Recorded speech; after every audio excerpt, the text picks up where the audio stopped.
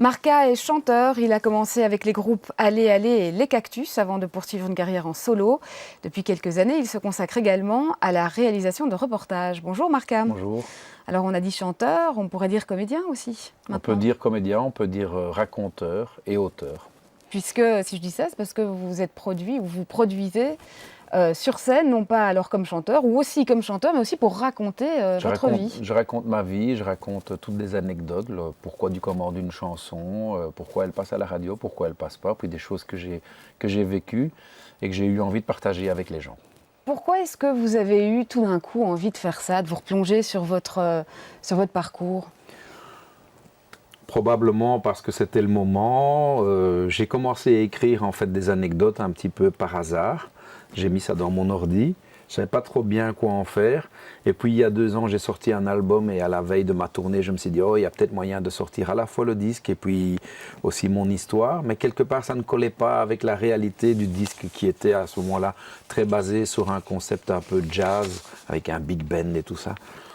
Donc j'ai gardé les idées d'anecdotes, j'ai continué à les compléter et puis à un moment, 2 ans après, quand la tournée de mon spectacle précédent était terminée, j'ai imaginé que je pouvais peut-être finalement raconter ces anecdotes sur scène et puis plutôt que de faire un nouvel album, ce qu'on fait d'habitude, on fait un album, une tournée, plutôt que de faire ça, faire une compilation, voir si je pouvais avoir les droits. Et là, les firmes de disques avec lesquelles j'ai travaillé ont été très sympas, m'ont refilé les autorisations, et glisser dans un livre, que je ne savais pas que j'allais éditer aux éditions de la Renaissance, mais glisser dans un livre un CD. Je voulais sortir les deux.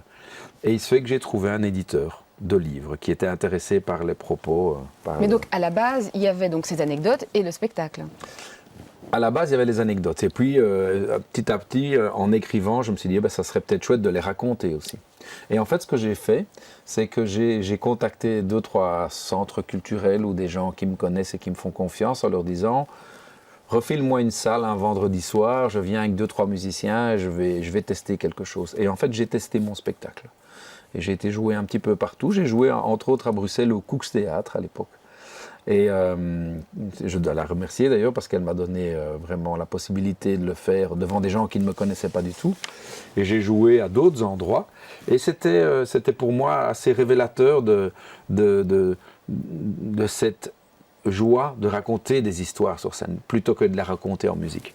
Voilà. Et en même temps, est-ce que c'était, parce que c'est quelque chose de nouveau quand même dans votre carrière, est-ce que c'était le signe d'une transition vers quelque chose ou d'une volonté de passer à autre chose, de faire autre chose ? Sans doute de faire autre chose, parce que la transition, je ne sais pas où ça va me mener. Là, c'est très gai, je m'amuse vraiment et je me découvre cette capacité d'être sur scène, debout, et pendant 20 minutes, je parle de ma vie.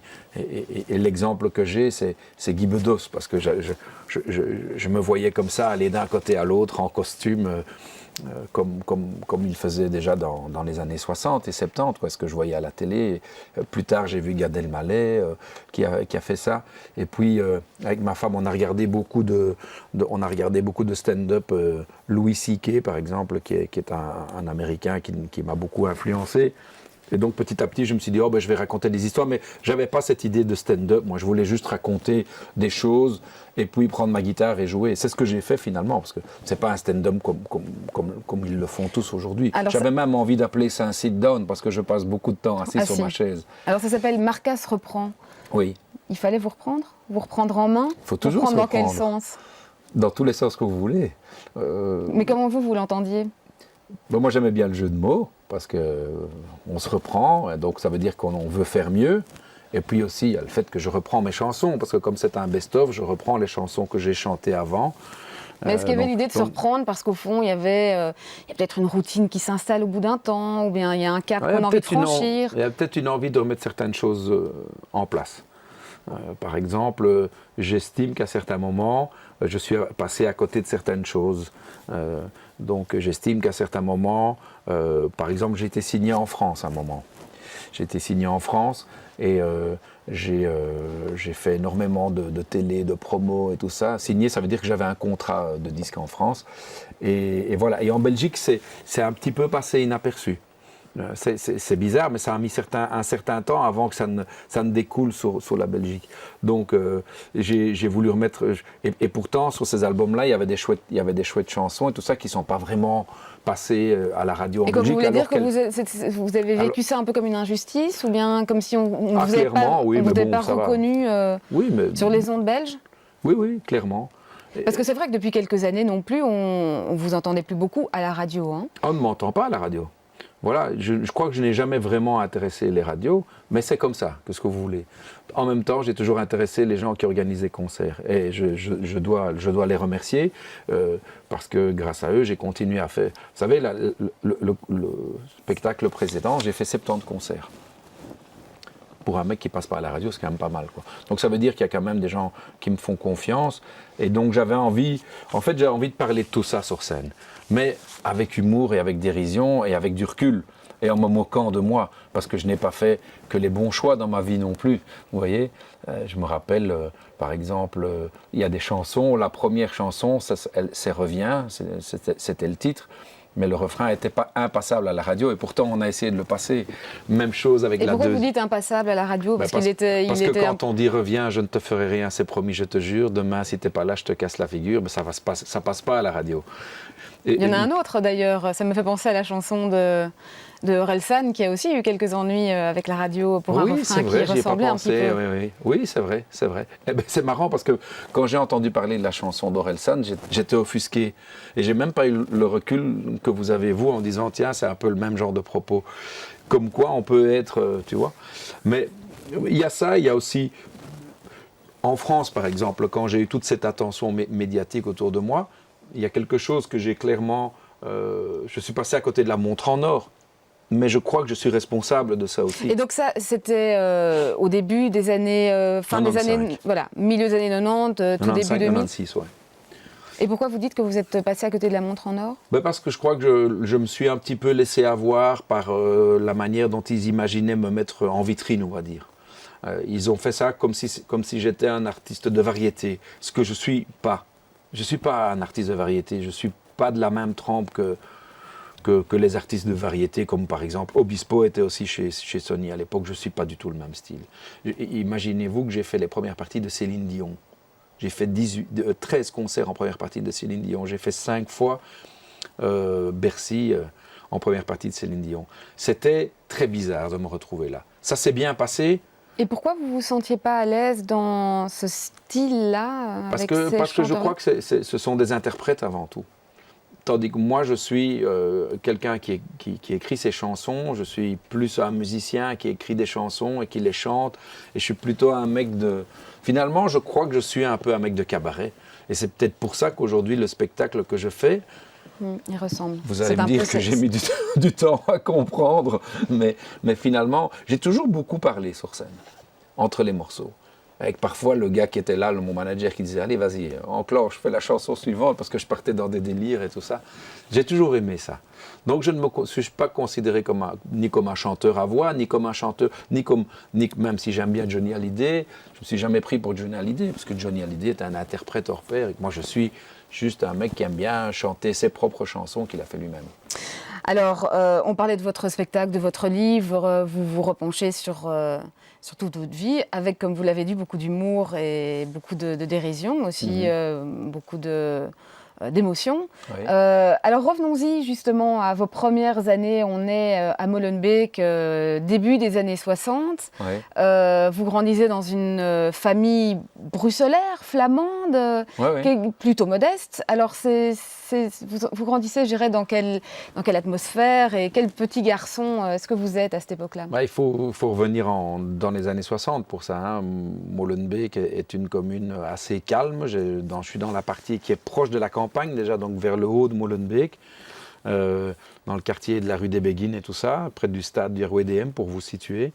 En effet, mes parents sont des gens qui sont des ouvriers, en gros, et il n'y a personne qui est artiste dans la maison. Donc c'est un peu par hasard, mais en même temps, le hasard, il faut parfois un petit peu le brusquer, que je deviens musicien. Je change d'école parce qu'à un moment, ça ne va plus dans une école et je dois changer d'école. Et en changeant d'école, je rencontre des gars qui font de la musique. et je m'intéresse à l'aspect faire de la musique. Parce qu'avant ça, j'écoutais de la musique, j'achetais des 33 tours. J'avais mon copain Jacques avec lequel on allait laver des bagnoles. Avec les sous, on s'achetait des 33 tours et on se faisait notre propre culture musicale. Mais à partir de là, j'ai voulu en faire. Et c'est quel type de musique que vous allez comme ça découvrir dans cette nouvelle Ce que école? j'écoutais à l'époque, c'était les Beatles, comme je dis dans mon livre, avec 5 ans de retard. Mais enfin, bon, à Molenbeek, on a toujours eu un peu de retard. Et puis, quand je découvre la scène musicale bruxelloise, c'est en pleine explosion du mouvement punk. Et qui me donne la possibilité de faire la musique, parce que le credo du punk, c'est toi aussi tu peux le faire. Et ça m'a touché et j'ai voulu devenir musicien à ce moment-là. Alors musicien dans un groupe de punk, fan absolu du RWDM aussi. Oui, c'est allait un peu la même ensemble. chose, oui, tout à fait. C'est d'ailleurs, vous dites aussi que le RWDM vous a fait vous découvrir, ou en tout cas n'est peut-être pas complètement étranger au fait que vous avez découvert que vous pouviez chanter, en tout cas vous pouviez crier. C'est vrai que je faisais tous les déplacements, j'étais dans le COP, comme on disait. Ah oui, vous êtes un supporter du premier cercle, hein? Ah oui, j'étais avec, je me rappelle, j'avais une écharpe à ce bras-là, une écharpe à ce bras-là. Je ne sais pas pourquoi on les mettait au bras à l'époque, mais j'avais une casquette, j'avais un drapeau, une trompette, et je faisais tous les matchs chez nous, et puis en déplacement aussi. Alors, comment c'était cette époque à Bruxelles? Vous découvrez tout ce mouvement punk, ça se passait comment? Comment c'était? C'était chouette, il y avait une énergie, une dynamique, il y avait, qui allait bien avec ma mentalité, je crois. Qui allait bien avec le fait que j'avais envie de faire des choses et de bouger, parce que j'ai des copains avec lesquels j'ai commencé la musique à ce moment-là, mais qui n'ont pas suivi, qui ont très vite abandonné cette piste. Donc, je crois qu'au fond de moi, j'ai eu de la chance aussi, hein, parce que par exemple, j'ai atterri très vite dans un groupe qui a marché, qui s'appelait Aller Aller. Au bout de 3 ans, j'ai atterri là-dedans. Oui, et donc c'est vrai, le groupe Aller Aller qui va d'ailleurs très vite traverser la Manche pour aller faire notamment des concerts à Londres. Il y avait même une tournée européenne qui avait été prévue. Là, ça y est, vous y êtes, vous êtes devenu... On croit qu'on y est, oui. On croit qu'on y est, et puis c'est magique parce qu'on rencontre plein de gens, on rencontre des producteurs, on est signé chez Virgin. Je crois qu'aujourd'hui encore, nous sommes un des rares groupes belges à s'être fait signer directement en Angleterre sur un label comme Virgin, qui était un label punk, en gros, quoi. En tout cas, qui était issu de ce mouvement. Donc, il y a toute une histoire et un truc magique qui s'est passé pour nous. Mais voilà, on l'a probablement mal géré, ça s'est arrêté. La chanteuse s'est mariée avec un chanteur anglais qui s'appelait Glenn Gregory, qui était le chanteur de Heaven 17. Et puis voilà, elle a décidé de ne plus vouloir continuer. Et j'ai dû me remettre au boulot. Et ça, à ce moment-là, j'ai créé un autre groupe qui s'appelait Les Cactus. Parce que donc, à cette époque-là, vous êtes déjà sûr que vous allez vous lancer dans la musique, vous décidez de ne pas faire d'études Oui, mais c'est... L'école, moi, j'étais content de la quitter. Voilà. Et donc, je suis arrivé dans la vie active à 20 ans. J'ai encore dû faire mon service militaire parce que c'était obligatoire à l'époque. Et dès le moment où j'ai eu fini mon service militaire, j'avais l'occasion de faire la musique. J'étais en plein dans Aller Aller. Et pendant 3-4 ans, j'ai fait que ça. J'ai essayé de créer d'autres groupes. J'avais mon petit appartement, j'habitais Berchem à l'époque. Et avec les concerts et tout ça, j'arrivais à faire que je puisse vivre de ça. Mais ça a duré un temps. Au bout d'un moment, j'ai dû arrêter parce que la musique, ça ne fonctionnait pas assez. Et j'ai été travailler, j'étais représentant de commerce où j'ai vendu des instruments pendant 6 ans. Oui, donc vous restez quand même dans le monde de la musique. Je suis toujours resté dedans parce que même quand après ça j'ai arrêté la représentation parce que franchement ça ne me convenait pas, ça ne me convenait plus. C'est vrai que on imagine mal ça, ou en tout cas ça se combine sans doute difficilement avec le caractère que vous deviez avoir à l'époque, j'imagine un peu... Je crois que j'ai eu l'occasion de me poser les bonnes questions pendant 6 ans, voilà, et de me rendre compte que finalement il fallait que je revienne à mes premiers amours et à la musique. Et à ce monde-là. Mais ce que je veux dire, c'est que même du temps d'Aller Aller ou après, quand je me suis relancé, j'ai toujours été lié à la musique en travaillant, par exemple, pour les autres groupes. Je veux dire que quand, vous savez, on a toujours besoin de roadies, quoi, de stage hands, comme on dit. C'est-à-dire ceux qui débarquent le matériel des camions, qui les mettent sur scène à Forêt Nationale, à l'ancienne Belgique, au Cirque Royal. J'ai toujours fait ça. Je poussais les caisses des autres. Et quoi, c'était une manière, c'était pour travailler ou c'était une manière de pouvoir accéder, de pouvoir voir des concerts les deux. plus facilement? Les deux, parce que quand tu fais ça, ben, tu es payé pour le travail que tu fais, tu vois le concert, donc tu peux quand même encore toujours te nourrir de la manière dont les autres sont sur scène. Ça, c'est important d'essayer de comprendre, tiens, il a fait ça, je vais le retenir, peut-être que je vais le replacer à un moment.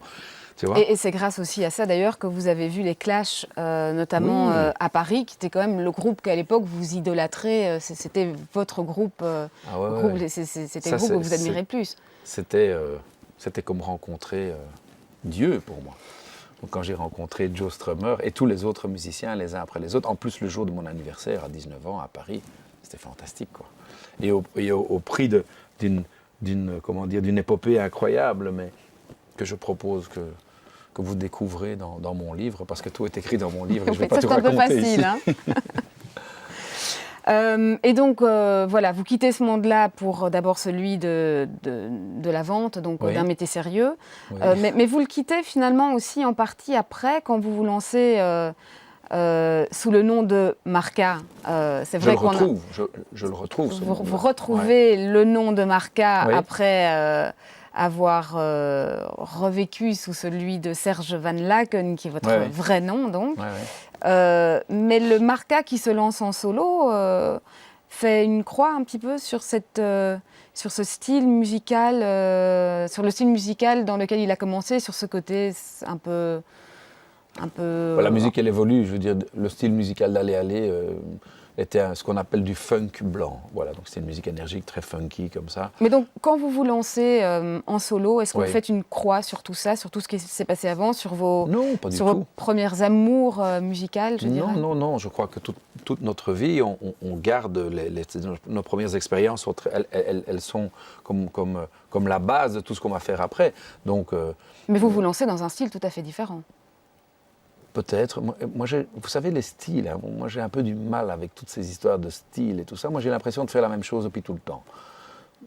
C'est toujours le même type qui chante. On m'a dit ça aussi, on m'a dit oui, mais tu as fait des albums, tu as fait ceci, tu as fait là.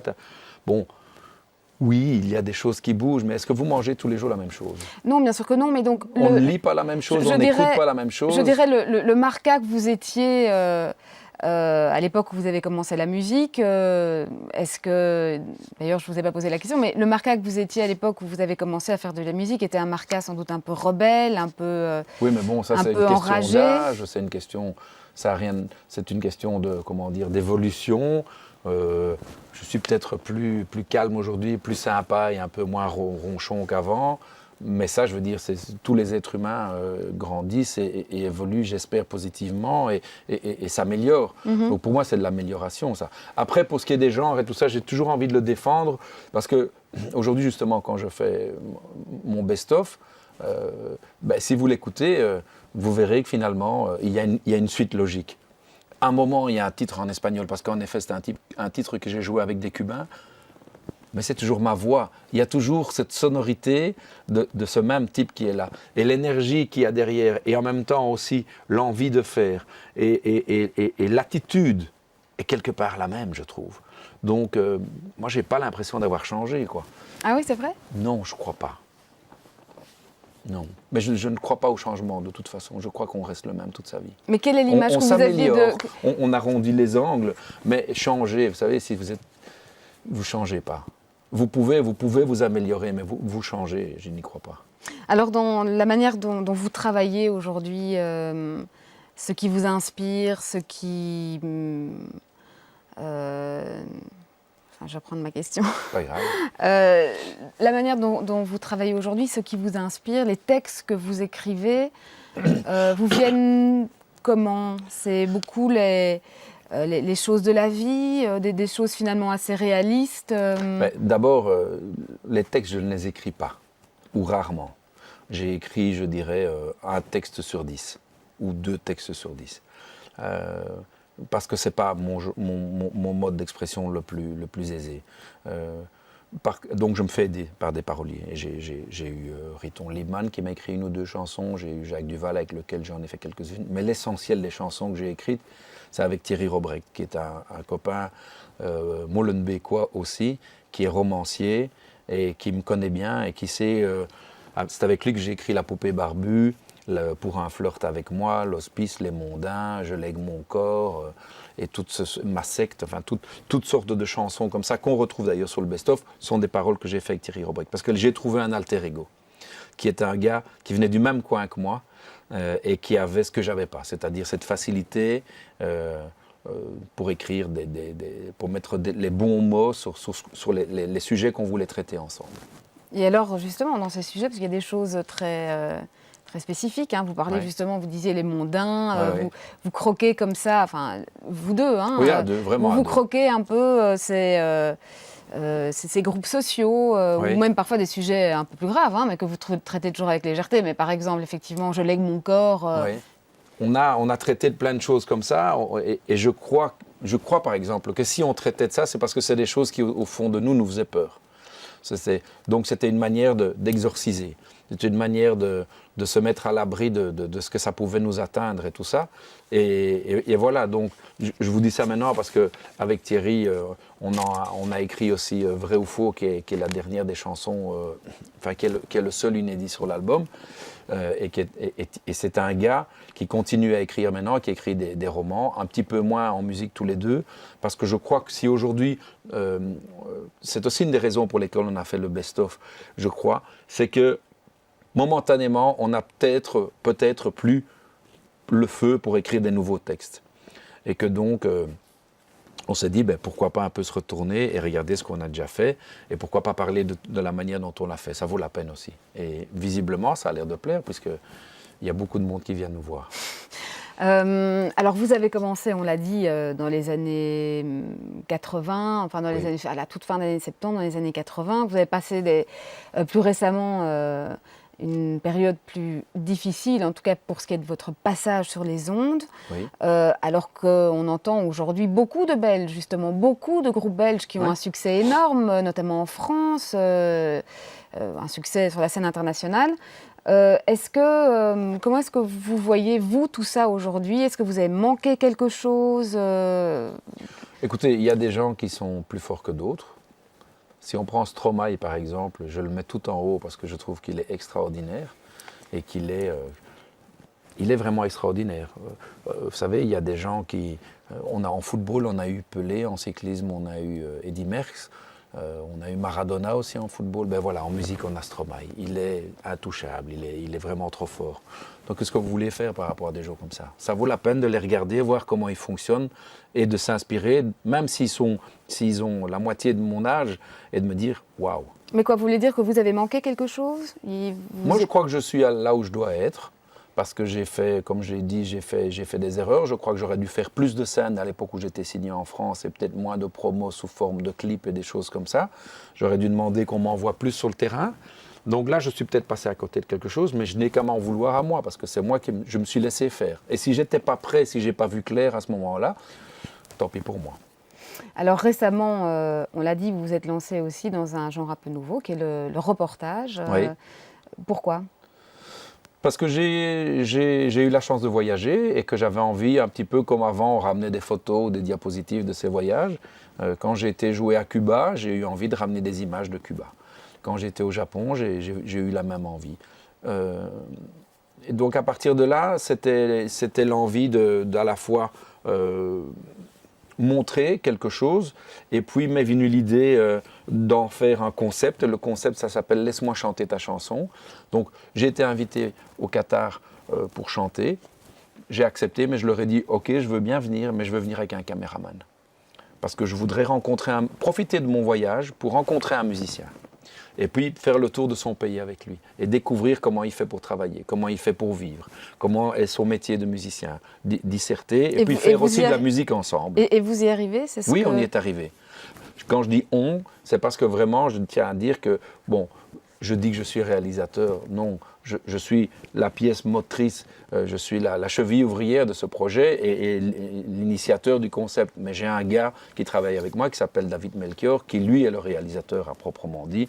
Et c'est vraiment en binôme qu'on fait ça. J'ai trouvé un gars avec lequel je m'entends bien et avec lequel on est, d'accord sur la manière de faire. Et on amène chacun nos capacités. C'est-à-dire que moi, je fais le côté interview et musicien, et lui s'occupe de tout ce qui est filmique et le côté reportage Et ça, à mettre en place. C'est le début alors d'une nouvelle, d'un nouveau tournant ou d'un... Écoutez, vous savez, nous sommes en Belgique. Le métier de musicien en Belgique est restreint de par le fait que, comme je chante en français, ben déjà je ne vais que vers 4 millions ou 4 millions et demi de personnes. Le reste du monde, c'est vrai que je vais jouer de temps en temps quelque part, mais c'est anecdotique, on va dire, sur l'année. La France, j'y vais plus tellement pour le moment. Donc on est obligé d'être multicarte. Et quoi, pour des raisons financières, vous voulez dire? Oui, pour continuer à vivre, pour continuer à se nourrir, pour avoir de nouveaux projets aussi. Ce n'est pas que financier. Le financier, bien sûr, si on parvient à faire quelque chose après. Mais c'est surtout une manière de ne pas abandonner et d'être encore dans la création. Très bien. Eh bien, Marc Achour, merci. Merci à vous.